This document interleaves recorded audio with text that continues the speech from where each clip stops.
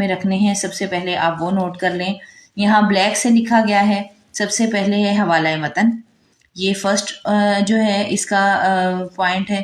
Second اس question کا حصہ ہے خط کشیدہ الفاظ کے معنی یا مشکل الفاظ کے معنی، اور تھرڈ حصہ ہے تشریح. یہ تین پورشن جو ہیں اس کے اقتباس کی تشریح کے یا نثر پارے کی تشریح کے آپ کے اس کویسچن میں جو ہیں وہ شامل ہوں گے. ان تین جو ہیں پوائنٹس کے بغیر آپ کا یہ کویسچن جو ہے انکمپلیٹ ہوگا اور آپ کو مارکس جو ہیں وہ نہیں ملیں گے.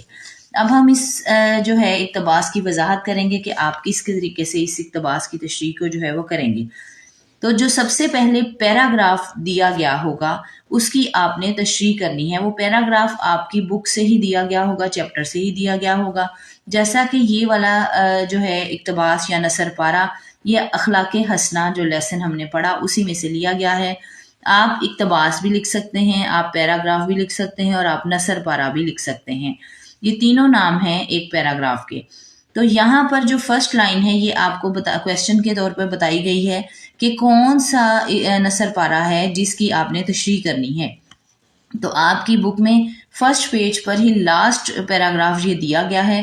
حضور صلی اللہ علیہ وآلہ وسلم بڑے مہمان نواز تھے، یہاں سے لے کر آپ صلی اللہ علیہ وآلہ وسلم نے بھی کام کیے یہاں تک، اور یہ درمیان